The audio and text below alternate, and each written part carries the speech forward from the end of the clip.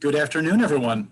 Thank you for joining us today for Vintage Tweets, Suffrage Era Postcards, with our speaker, Carol Crossed. Today's presentation is on the rich subject of suffrage postcards, a major form of both communication and presentation of the suffrage and anti-suffrage message during the late 19th and early 20th century. Today's presenter is Carol Crossed, who has been a lobbyist for Bread for the World, a global anti-hunger organization, and active in anti-war issues. As a Native American, she's been a supporter of the human rights of indigenous populations, particularly in South America.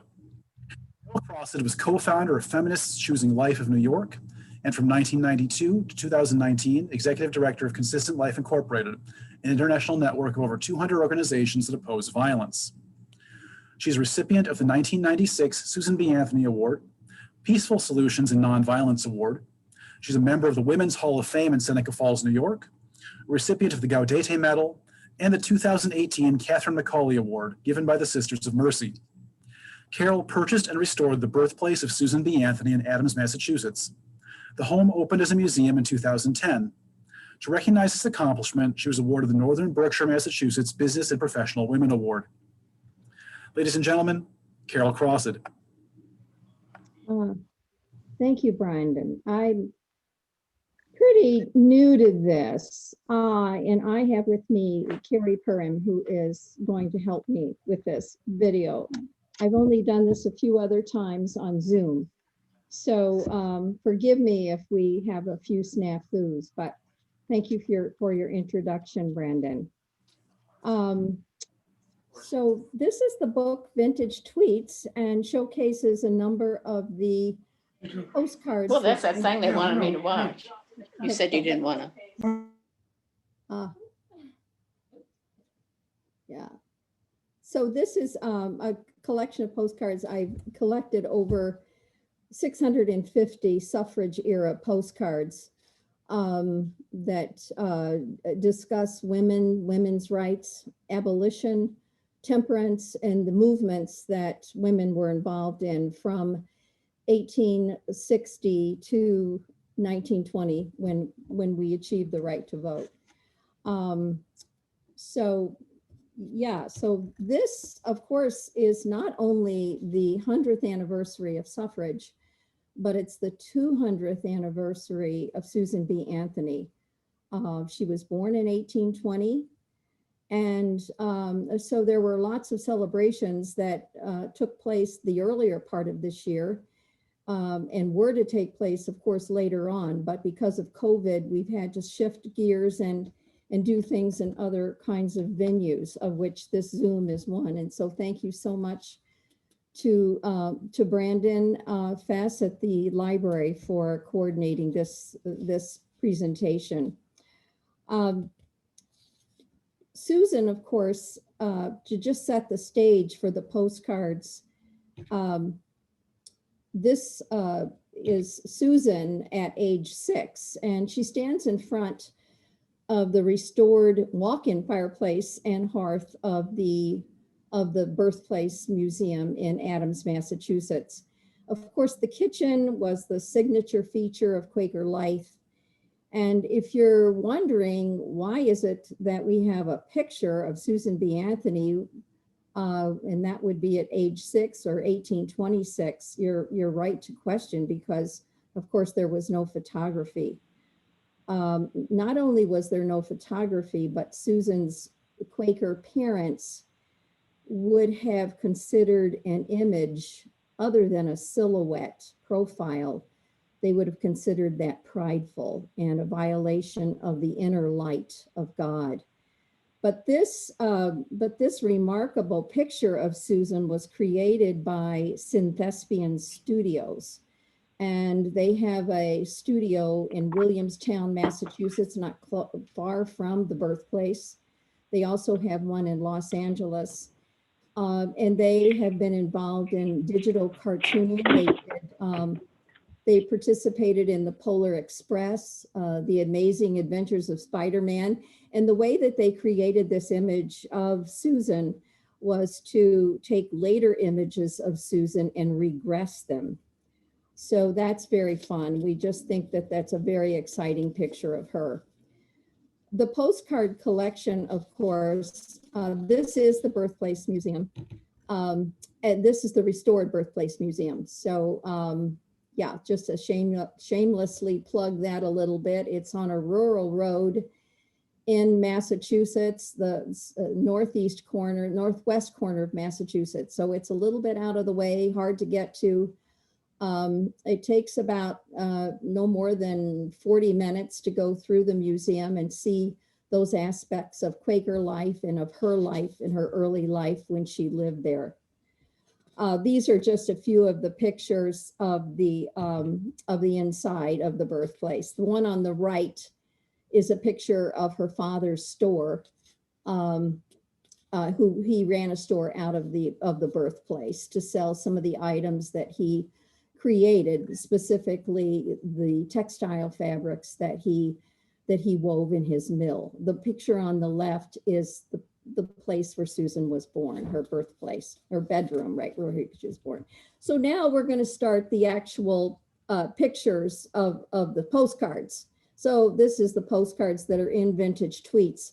The first one, of course, being a postcard of Susan's homestead in Adams, Massachusetts, prior, of course, to the restoration.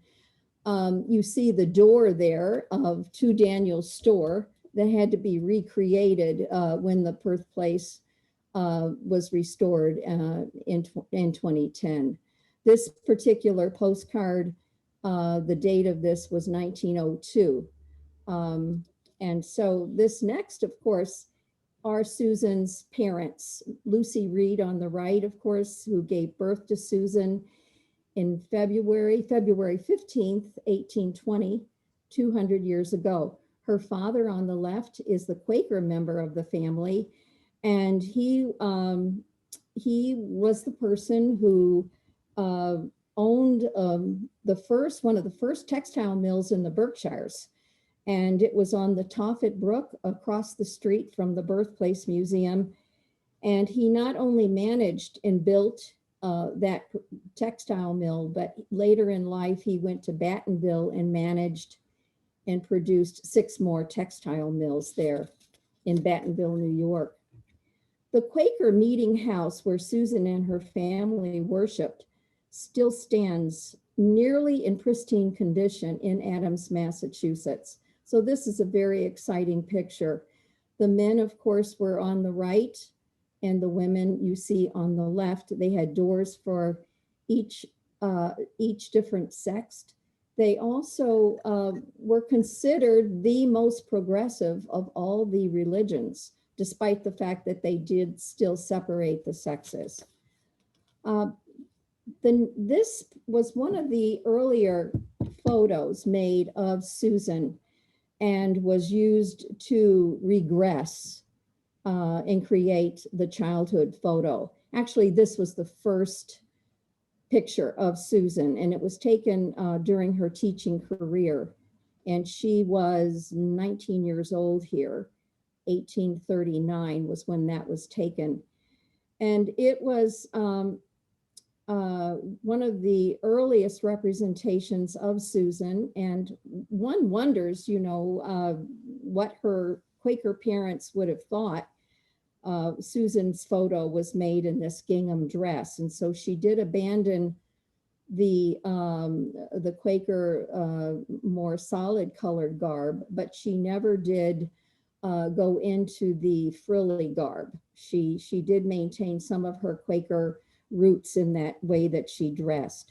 She taught for less than 8 years, but it was her teaching career that really led her into the activism of the next 60 years of her life. And like early suffrage leaders, other suffrage leaders, Susan was fueled into that movement by temperance. And as a teacher, she witnessed firsthand effects of alcohol on her students. Children were abused by fathers. Children were neglected by mothers who were abused by drunken husbands. This particular postcard really goes to the heart. It says, as you can see, my boys may go to ruin through the legalized saloon by your consent, but your boys will never do it by my consent. And this, of course, poignantly points out and illustrates the school teacher's concern. Do we put money from taxation of liquors? Do we raise taxation on liquors for better school books? Anthony knew that families needed money to buy schools books and schools shoes for students. And so this was a poignant illustration of those priorities. So suffragists like Anthony found out that very quickly that she was not allowed to speak at the temperance union meetings. And this caused her, she was just shocked that because she was a woman that she was not allowed to speak. So she joined the Women's Christian Temperance Union, and she wanted, of course, as we talked about, more money for education for children. One of the very interesting issues that women were involved in was they considered it important that they had the vote in order to protect children.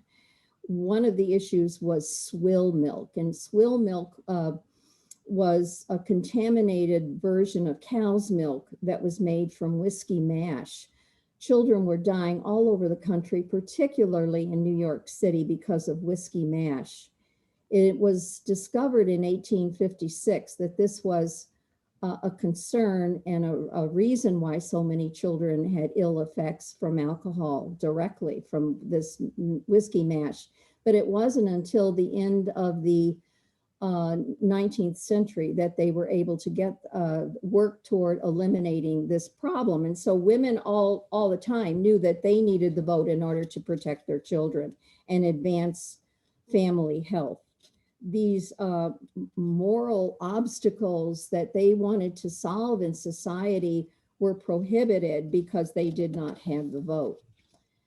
This is one of the only postcards that I have in my collection, and it's one of the few that demonstrates that beasts of burden were subjected to the cruelties of liquor consumption.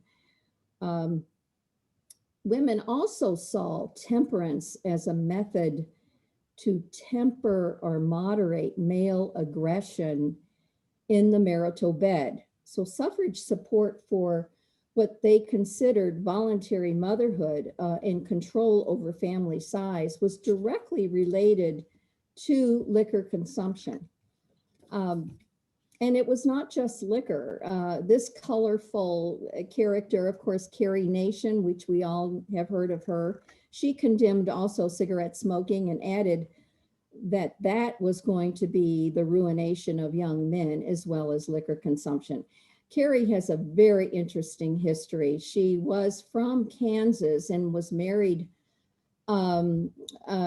prior to her second marriage. Her first husband died from liquor consumption. Her second husband's last name was Nation. So she gave herself a middle initial, A, and so she was Carrie A. Nation.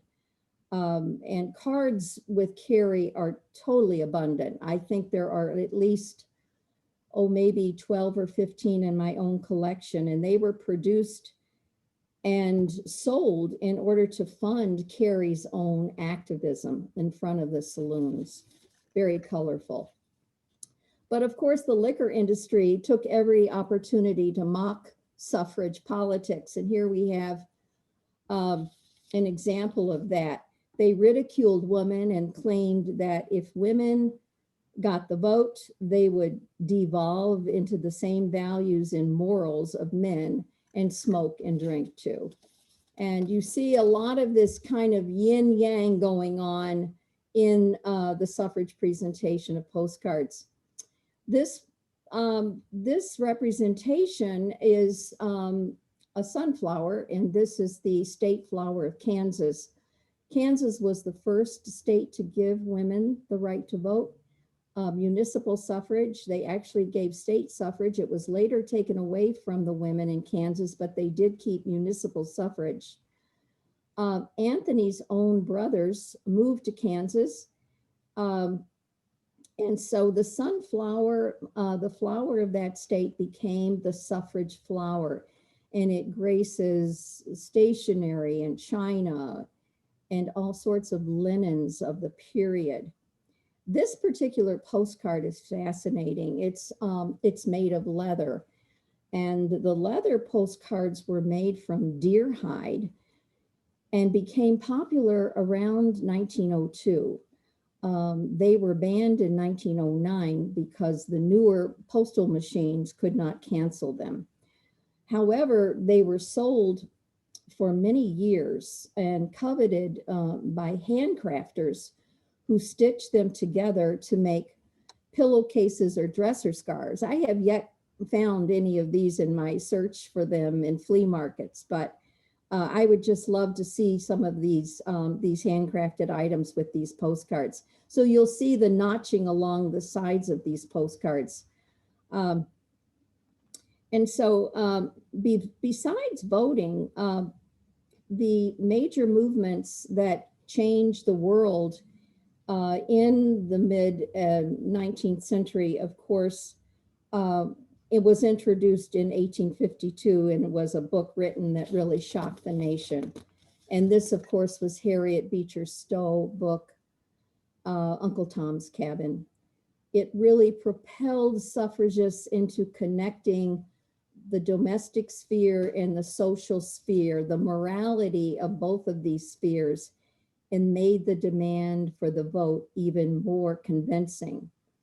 So suffrage, abolition, and temperance proved to really be an unstoppable triangulation, a mass movement of radical women that were bent on creating a better world. A civic dialogue really ensued about property rights and whether a human being could be owned by another human being. And all of that really was started by Harriet Beecher Stowe. Interestingly enough, Harriet Beecher herself was not in favor of suffrage, but she did understand the connection between abolition and suffrage. And interesting, it was in this particular state of Kansas, again, a radical state, where the women of suffrage were gathered, and this was where John Brown organized his first army. And this particular postcard of John Brown would be meaningful to Susan because her youngest sibling, Merritt, became a member of John Brown's army. During the war, she did not fight at Harper's Ferry, however. During the Civil War, women's suffrage activism was really put on hold. Anthony in particular really clung to her Quaker roots and her pacifist leanings, not really even giving full support to the Civil War. She approved of Lincoln's abolition stand, of course, but she felt it was rather weak. But the three central causes that were critical to Anthony were really demonstrated and are demonstrated in the postcards. Every movement, whether it was suffrage or temperance or abolition, appropriated Lincoln for their cause. About suffrage, he's rather lukewarm. He says, "I believe in sharing in the privileges of government, but by no means excluding women." But that endorsement just thrilled Anthony and her colleagues in the suffrage movement. And her abolition colleagues and suffrage colleagues were thrilled to distribute and to quote Lincoln in this way. Anthony was very clear that her cause was human rights, as she said, and not just women's rights. Her father, Daniel, to just demonstrate this, her father, Daniel, died early in 1862, and Anthony chose Frederick Douglass to give his eulogy. That kind of friendship was really unheard of, and not only prior to emancipation, but throughout the entire 19th century. But despite this personal friendship, modern day scholars do attribute racism to the suffragists. And you may have read about these racist accusations. They're not without merit. This is a postcard of one of several popular handmade postcards in the collection that were sent around. And it is, of course, a blackface, a mock of probably Sojourner Truth. Her picture as a Black woman, she was one of the more well-known African-American Black women that did get quite a bit of publicity. And the 14th Amendment, of course, that gave the Negro men the vote, left out women, both Black and white women. And suffrage leaders were bitter and angry about this. And their hostility is really illustrated in these handcrafted cards like this one. This other image, this image is actually not from the collection. It's not a postcard, but I really wanted to share this with you. It's an image from a display in the Susan B. Anthony Birthplace Museum, but it's the cover of a small pamphlet, and it portrays women's bitterness and anger. It was a hostility that actually split the women's movement in 1870 when the 15th Amendment gave Black men the right to vote. And of course, this is the 150th anniversary of the 15th Amendment. Very, very exciting year for all of us. But this rift in the women's movement between those who wanted suffrage and celebrated it for the former slaves was not shared by a whole nother group of women who said they wanted all or nothing. The first group was called the American Women's Suffrage Association. That was headed up by Lucy Stone of Massachusetts. They felt that it was the Negro hour, whereas Susan B. Anthony headed up the second faction, which was the National Women's Suffrage Association. And she believed that it was all or nothing. She wanted universal rights. And this, of course, did lead to this hostility that is illustrated here.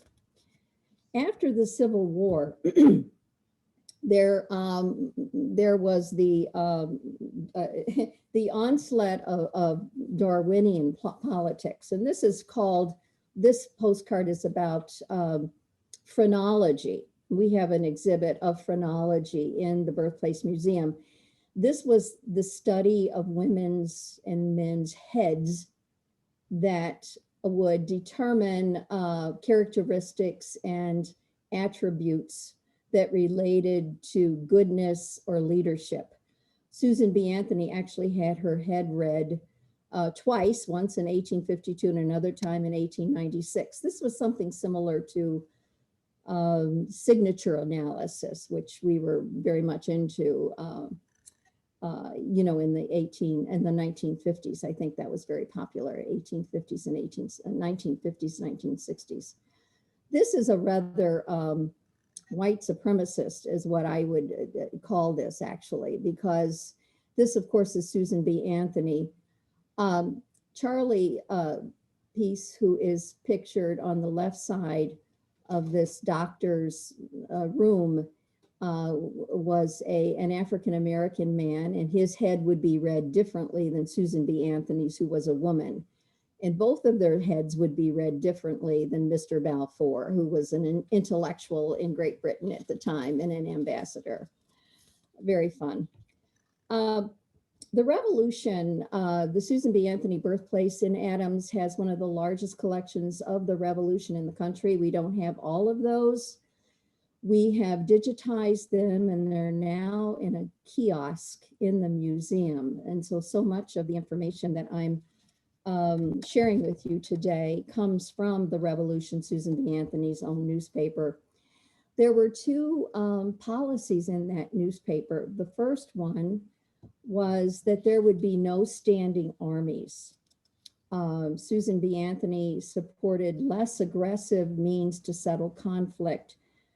The suffragists wanted to bring men out of the bars and off the battlefield and into the home where families could be nurtured. And so this postcard denotes that they want to end the war.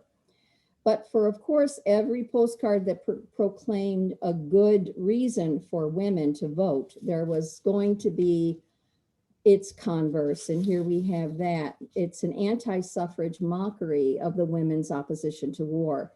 If women got the vote, they would only take up male-dominated values and fight wars too, and in their heels, as you can see.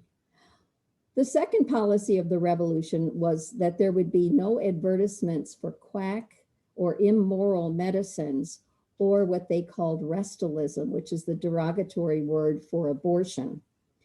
Over 20 editorials in Anthony's Revolution, many which were written by Elizabeth Cady Stanton, condemned the practice of abortion using very straightforward language like child murder or crime against humanity.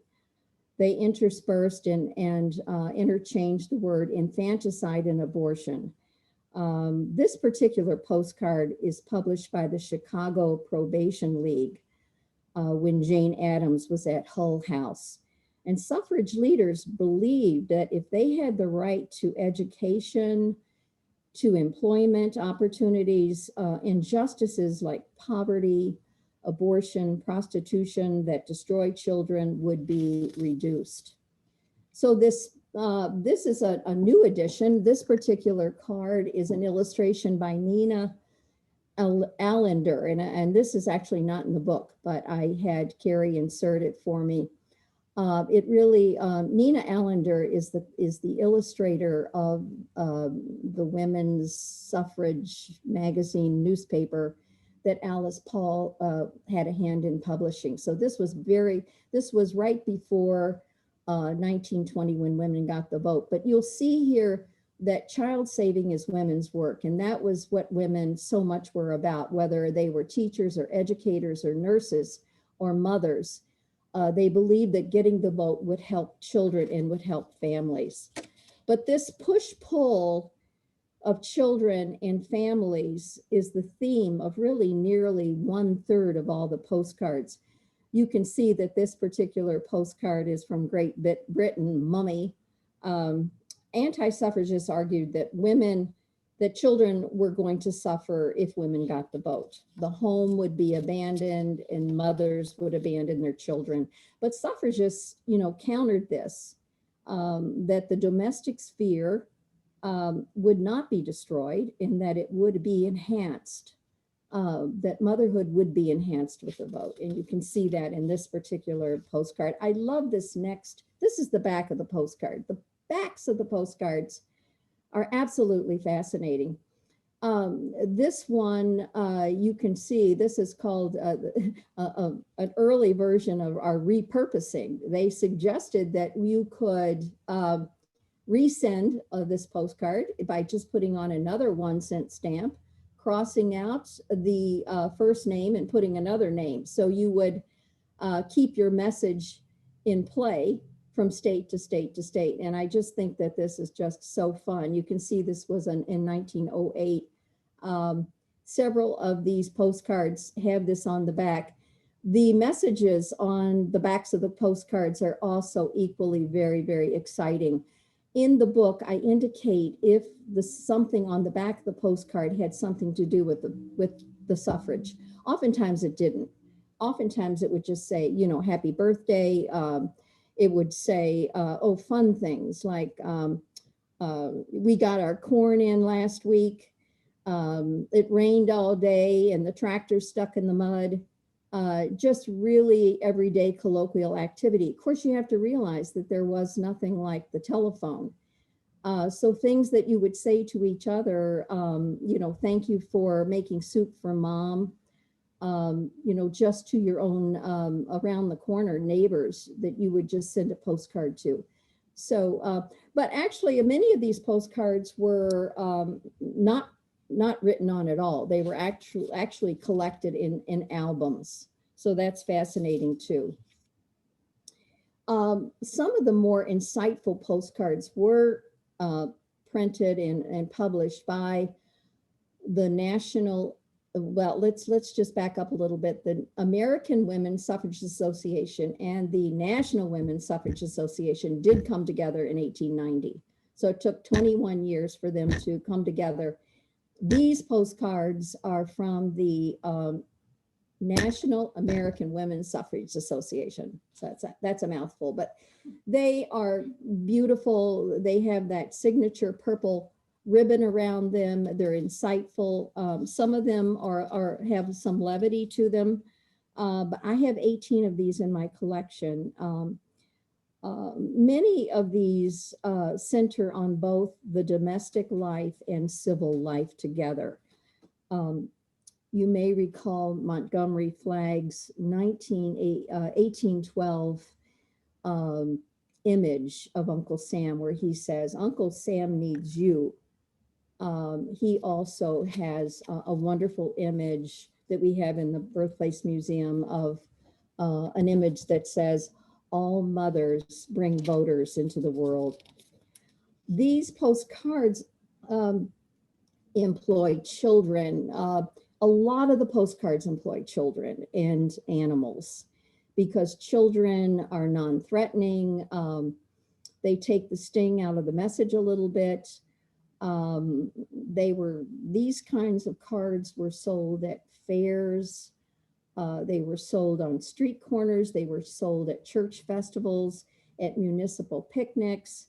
Yeah, so these were very, very fun. And again, these are, again, a lot of these pictures, these photos do not have, illustrations of postcards do not have messages on the back. They were just simply collector's items for those women during the day. Again, children, innocence, the innocence of children, the non-threatening messages that can be brought to bear with children. It's a statement about the virtuousness of the women's cause. They also were symbolic of children and the nurturing and the care that mothers would still continue to bring to their children.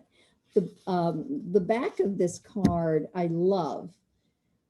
First of all, look at that handwriting. This is the front of the card, excuse me. That handwriting is beautiful, isn't it? That beautiful script.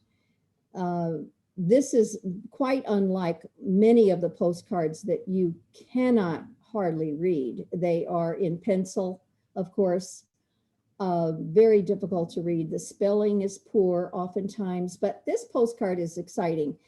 It went to 4 different locations and was postmarked within about a 48-hour period. No, actually, I'm sorry. Looks like, is that April 13th and April 19th?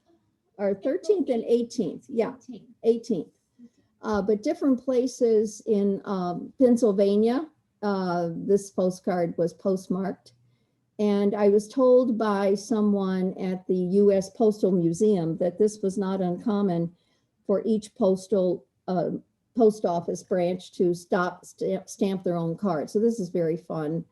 Actually, the postcard collection was showcased at the Smithsonian's Postcard Museum website. So that was very exciting for the Vintage Tweets promotion. So we just love this one. So this, again, more children featured in holiday cards. A whole section in the book are on holiday cards. Wonderful ones on Valentine's Day. This adorable one is going to be used to advertise, to promote Susan B. Anthony's birthday in 2021 because her birthday celebration will fall on Sunday. And we, of course, will use this for February 14th to advertise for her birthday.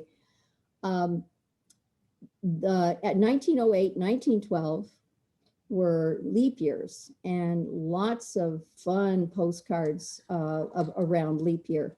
2020 is a leap year. And so Vintage Tweets in the Birthplace Museum has created a box of these Valentine's and leap year postcards, which you can purchase through the Birthplace Museum, but they're really very fun, and particularly for this year, 2020.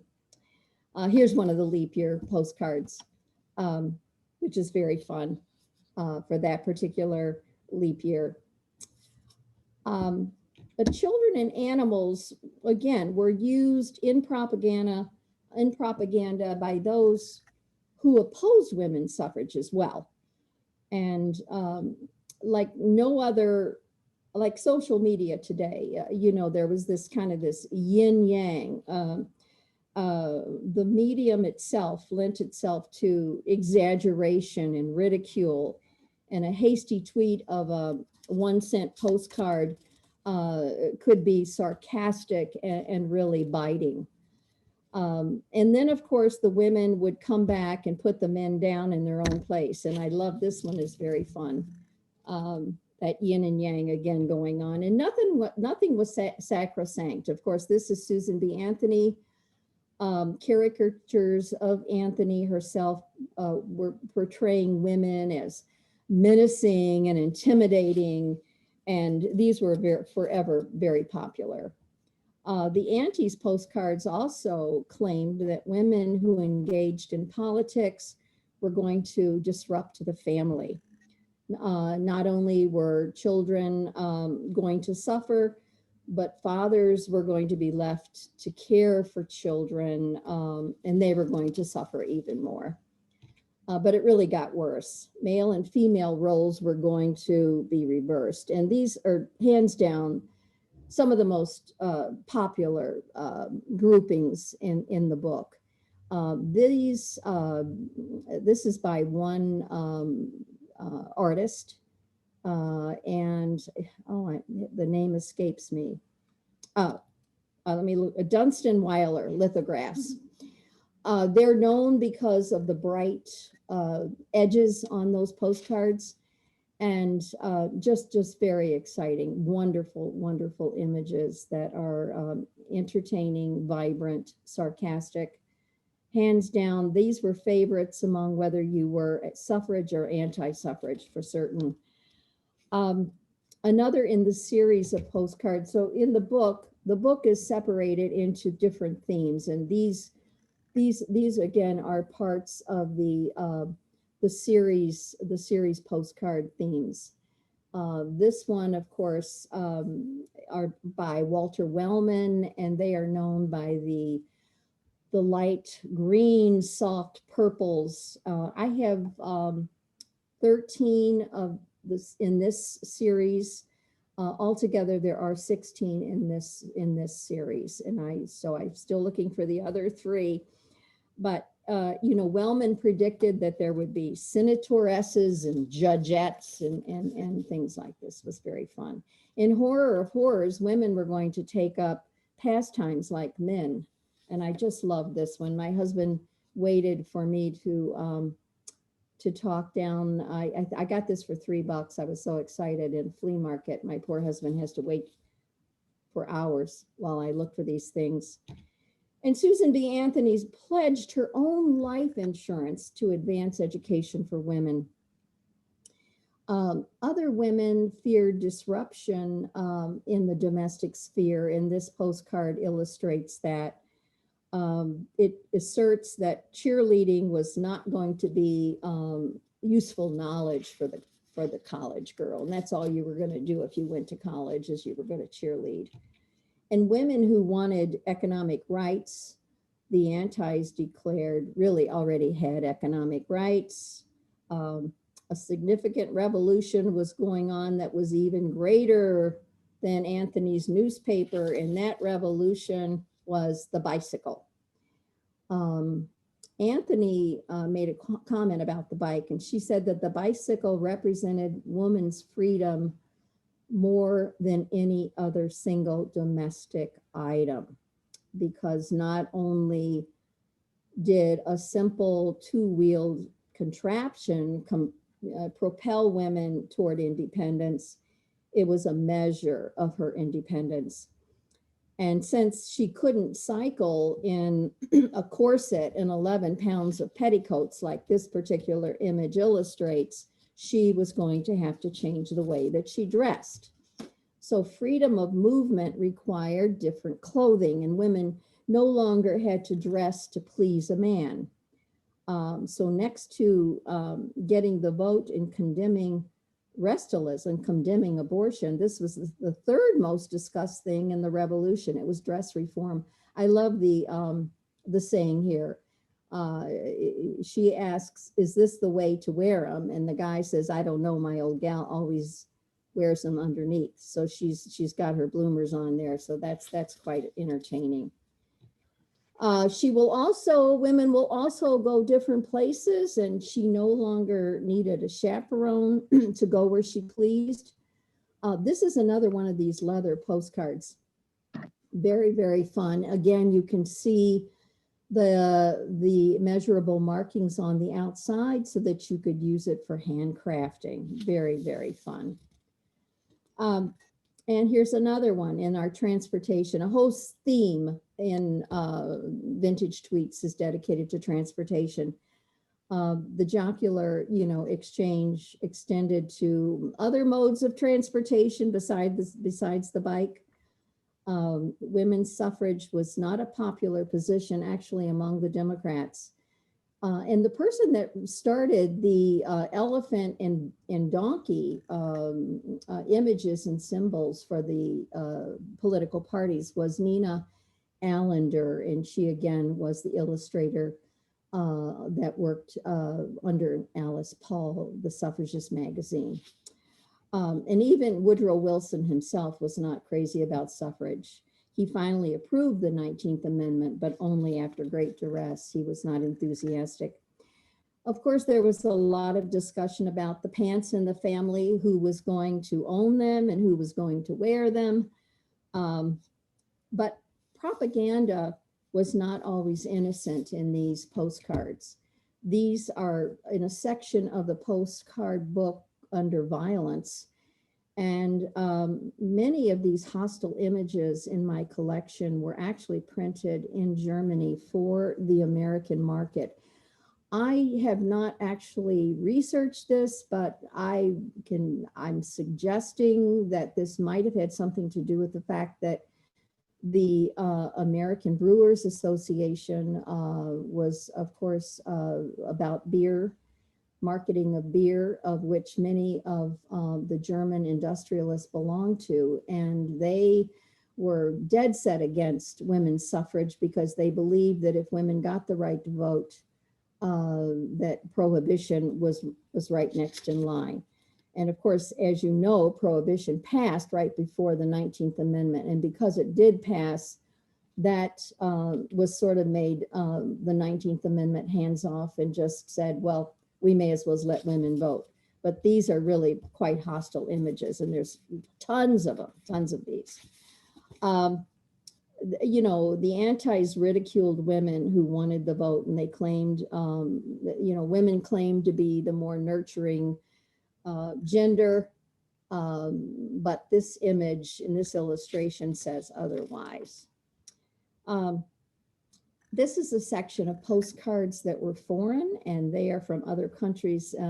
This demonstrates the militancy of Great Britain's suffragettes, the iconic window smashing that was used to both promote and oppose suffrage in these postcards were very popular. In America, they were demonstrating what was going on in Great Britain.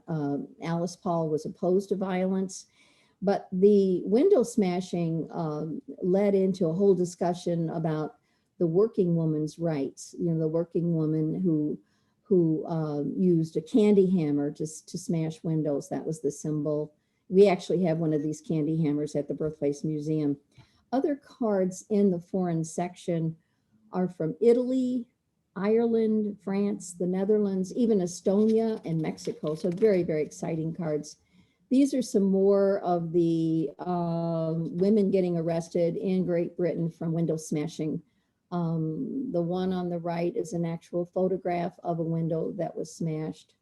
And so, yeah.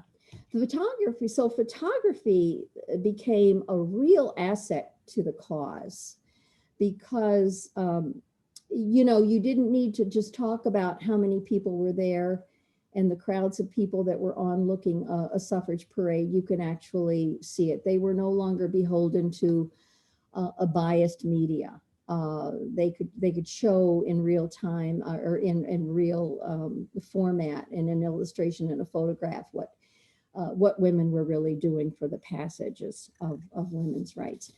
But again, you know, humor proliferated. Here, men are in drag and purporting to be a women's baseball team. The backside of this card is just hilarious. It says, we claim, let's see, they claim that men use their lefts to fight for women's rights, is what it says on the back. It's very fun.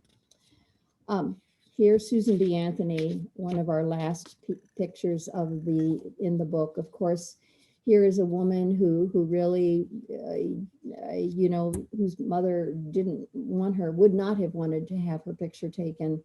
But this photograph, has photographed on a postcard, has traveled all over the world. And so truly, you know, failure is impossible. Thank you so much for this. Thank you. So.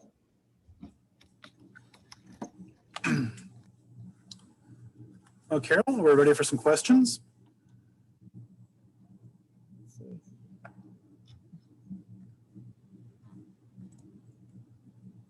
Trying to get our picture on here. Oh, If you wouldn't mind just ending the screen share, then we can have yes, I am about to do that. I'm just trying All right, we'll try to see if we can do that.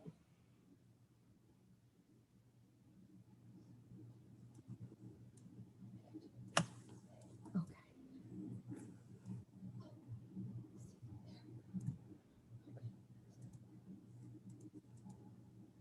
Sorry about this. We're learning as we go here. It's okay. Does anyone have a question they'd like to share with us? I have a I know that some of these postcards were just made to be kind of a campaign, but for audience, young people who would buy, women who would buy most cards. Oh, good question. Yeah. I found you know, again, a lot of the postcards, I would say 50% of the postcards that I have in my collection are not even addressed. You know, they were collector's items. And quite a few men actually bought the cards. And the ones that made light of suffrage would say things like, is this like Marie? I guess, which would be maybe this particular man's wife. So I can't really say for sure, but my guess, I know a lot of men did buy the cards. Interestingly, there are about 18 cards in the collection that are not old, that are not original. And it's hard, some of these, quite a few of these were bought online. If you buy these cards online, you really can't tell. So in the book, I do indicate whether a postcard was an original or a representation or a photograph or a copy of it. But that's a good question. And I wish I had another answer for that, but I can just see an album in a living room on a Saturday night, families going through these colorful images and laughing and sharing these images. So yeah.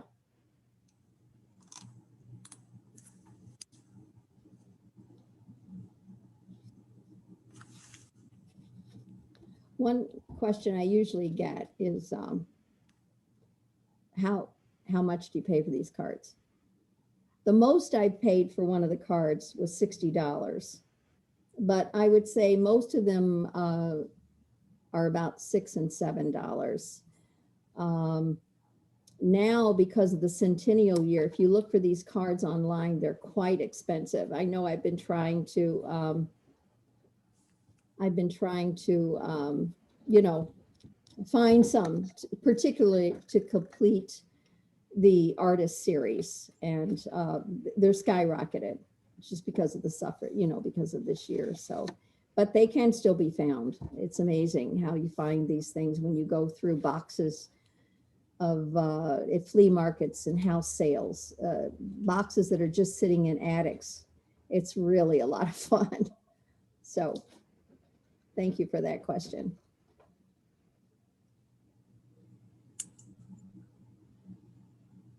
What other questions do we have today?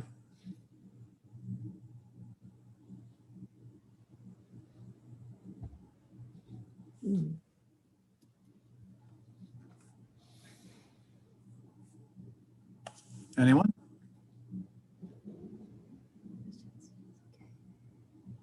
Yeah.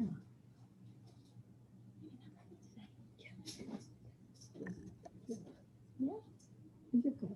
Thank you. Thank you.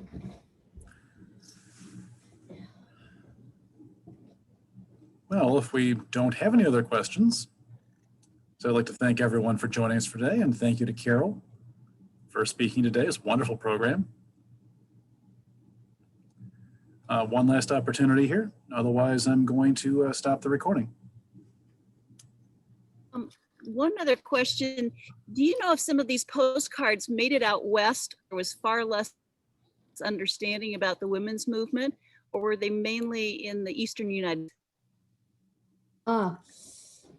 Well, the, you know, of course, the Transcontinental Railroad had a lot to do with, it was their own version of social media. You know, you could mail something on the East Coast and it could go to the West Coast quickly. But it's interesting just to say that it was the estates on the West Coast that first got suffrage.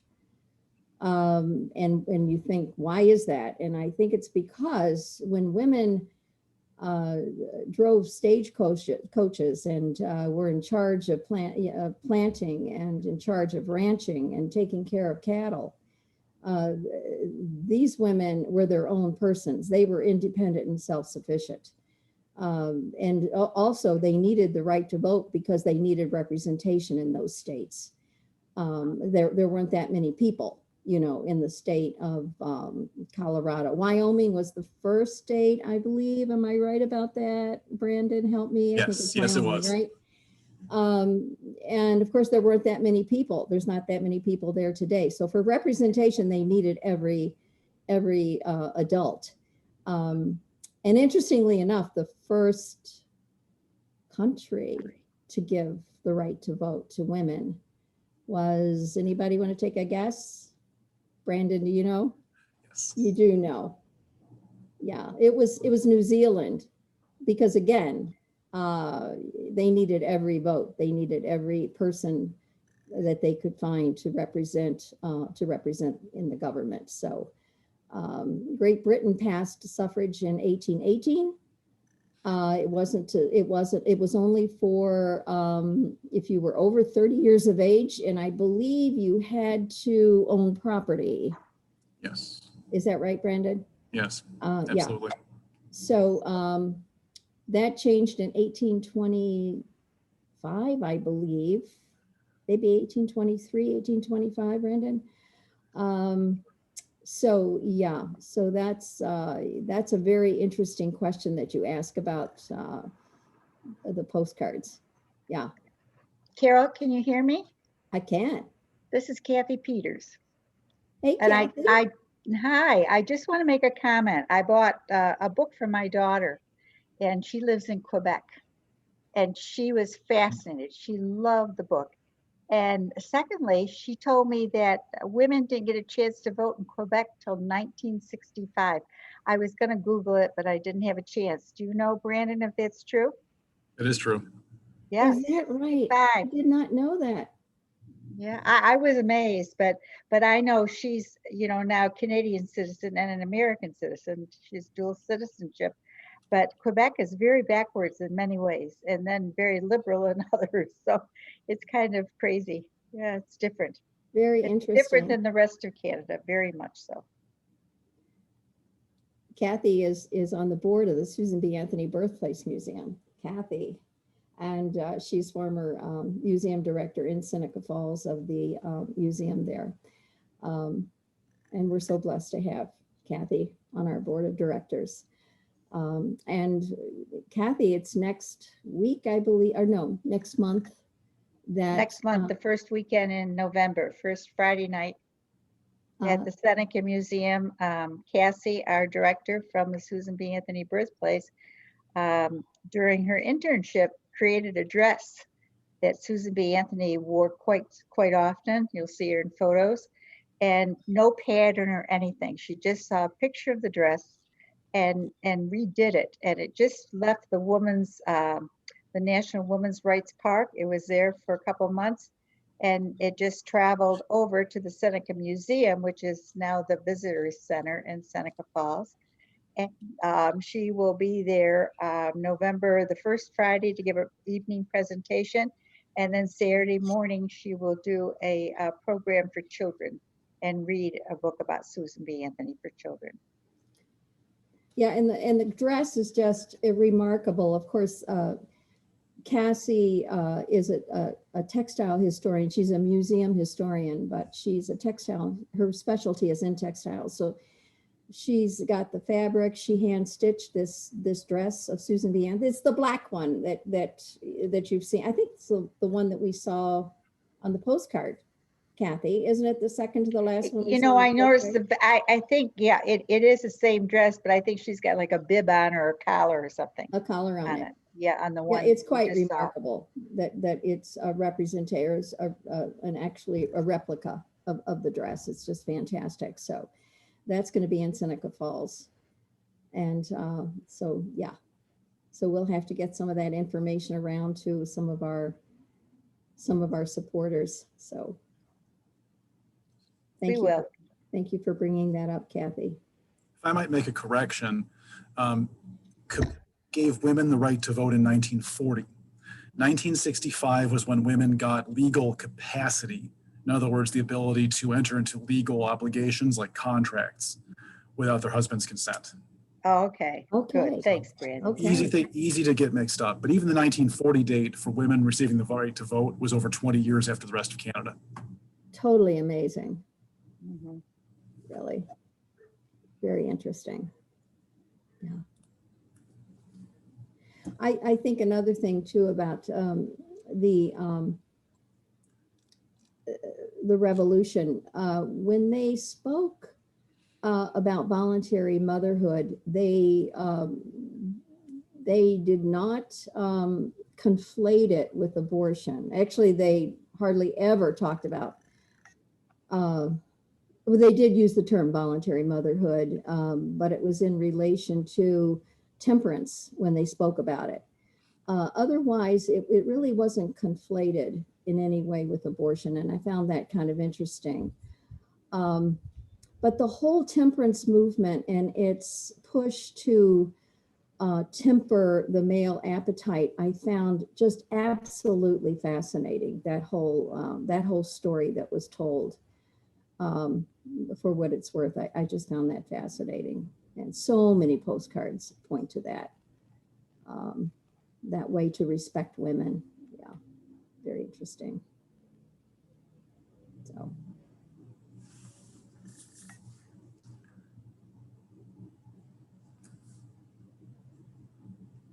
Brian, thank you so much. Brandon, thank you so much. Okay, you're very welcome. Thank you again, Carol. This was a wonderful presentation. Glad we had the chance to have you speak. Thank you. Carol was actually supposed to speak back in the spring, and of course, like so many things this year, it had to be changed. So I'm really glad we were able to bring you in for this part of the series. Thank you. Thank you You're so very much. welcome.